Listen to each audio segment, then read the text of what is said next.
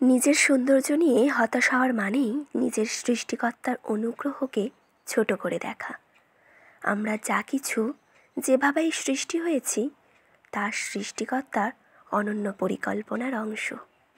তাই নিজের প্রতি সন্তুষ্ট থাকা, নিজেকে ভালোবাসা এবং কৃতজ্ঞতা থাকা অত্যন্ত গুরুত্বপূর্ণ।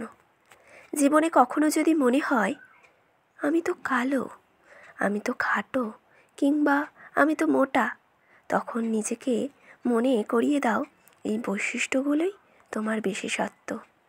যে সৃষ্টিকর্তা আকাশ, পৃথিবী, সূর্য, চাঁদ সৃষ্টি করেছেন, তিনিই তোমাকে সৃষ্টি করেছেন, আর তিনি ভুল করেন না।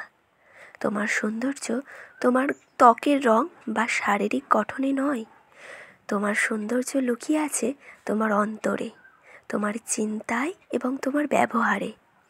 পৃথিবীর কোনো মানুষই নিখুঁত নয়, আর সেই অদ্ভুত অসম্পূর্ণতাগুলোই আমাদের সবাইকে ভিন্ন আর সুন্দর করে তোলে। তাই নিজেকে নিয়ে হতাশ হবার বদলে সৃষ্টিকর্তার প্রতি কৃতজ্ঞতা প্রকাশ করো, নিজেকে গ্রহণ করো ঠিক যেমন তুমি, সব ভালো মন্দ দিকসহ। মানুষ তোমাকে তোমার চেহারায় নয়, তোমার কাজ আর ব্যবহারে মনে রাখবে।